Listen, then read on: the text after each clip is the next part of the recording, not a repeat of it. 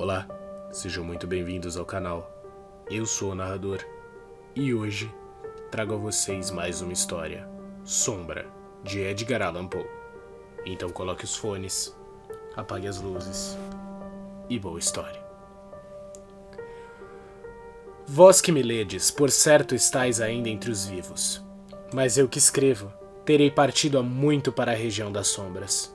Porque de fato, estranhas coisas acontecerão, e coisas secretas serão conhecidas, e muitos séculos passarão antes que estas memórias caiam sobre vistas humanas. E ao serem lidas, alguém haverá que não acredite, alguém haverá que duvide, e contudo, uns poucos encontrarão muito motivo de reflexão nos caracteres que aqui gravados com estilete de ferro. O ano tinha sido um ano de terror e de sentimentos mais intensos que o terror, para os quais não existe nome na Terra, pois muitos pródigos e sinais haviam se reproduzido, e por toda a parte, sobre a terra e sobre o mar, as negras asas da peste se estendiam. Para aqueles, todavia, conhecedores dos astros, não era desconhecido que os céus apresentavam um aspecto de desgraça, e para mim, o grego Oinos, entre outros, era evidente que então sobrevivera à alteração daquele ano de 794, em que a entrada do Carneiro, o planeta Júpiter, estava em conjunção com o anel vermelho de Saturno. O espírito característico do firmamento, se muito não me engano, manifestava-se não somente no orbe fásico da Terra, mas nas almas, imaginações e meditações da humanidade. Éramos 7, certa noite, em torno de algumas garrafas de rubro vinho, entre paredes do nobre salão, na sombria cidade de Ptoloméias. Para a sala em que nos achávamos, a única entrada que havia era uma alta porta de feitio raro e trabalhada pelo artista de Corinos, aferrolhada por dentro. Negras cortinas adequadas ao sombrio aposento privavam-nos da visão da lua, das lúgubres estrelas e das ruas despovoadas, mas o ressentimento e a lembrança do flagelo não podiam ser assim excluídos. Havia em torno de nós e dentro de nós coisas das quais não me é possível dar conta. Coisas materiais e espirituais, atmosfera pesada, sensação de sufocamento, ansiedade e, sobretudo, aquele terrível estado de existência que as pessoas nervosas experimentam quando os sentimentos estão vivos e despertos, as faculdades dos pensamentos jazem adormecidas. Um peso mortal nos acabrunhava, oprimia nossos ombros, os móveis da sala, os copos que bebíamos, e todas se sentiam opressas e prostradas.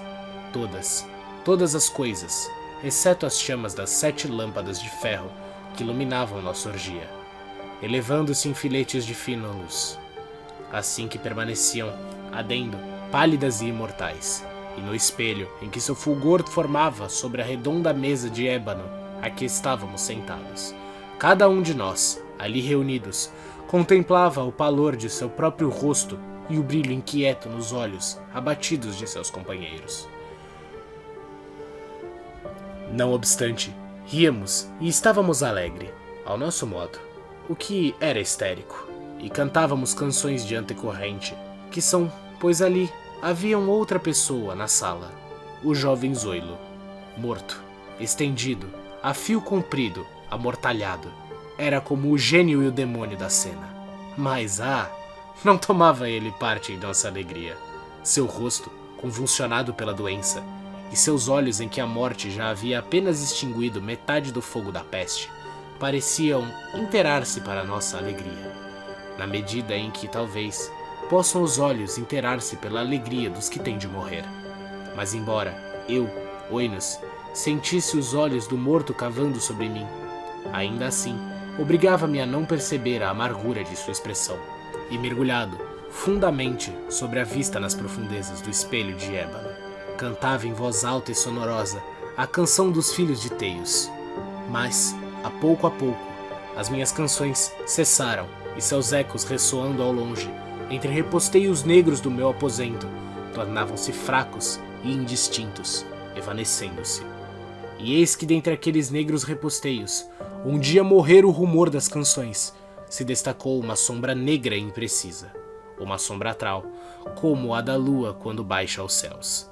Se assemelhava ao vulto de um homem, mas não era a sombra de um homem, nem a de um deus, nem a de qualquer outro ente conhecido.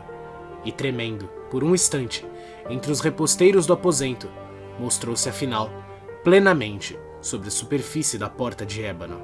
Mas a sombra era vaga, informe, imprecisa. E não era a sombra nem de homem, nem de Deus da Grécia, Deus da Candeia, de um deus egípcio. E a sombra permanecia sobre a porta de bronze, por baixo da corinja adequada, e não se movia, nem dizia palavra alguma. Mas ali ficava, parada e imutável, aos pés do jovem Zoilo. Amortalhado, acomartava-se. Se bem me lembro, na porta sobre a qual a sombra repousava. Nós, porém, os 7 ali reunidos, tendo avistado a sombra no momento em que se destacava dentre os reposteiros, não ousávamos olhá-la fixamente, mas baixávamos os olhos e fixávamos sem desvio as profundezas do espelho de ébano. E afinal, eu, Oinos, pronunciava algumas palavras em voz baixa, e indaguei da sombra seu nome em algum lugar do nascimento. E a sombra respondeu: Eu sou Sombra, e minha morada está perto das catacumbas de Ptoloméias, junto daquelas sombrias planícies infernais que orlam o sujo canal do Caronte.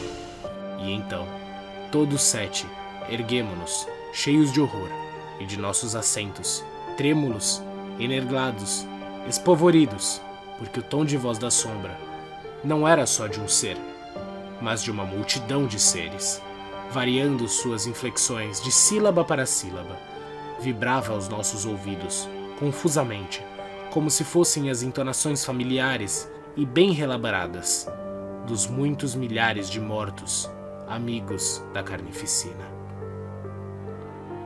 Espero que tenham gostado, fiquem seguros e até a próxima.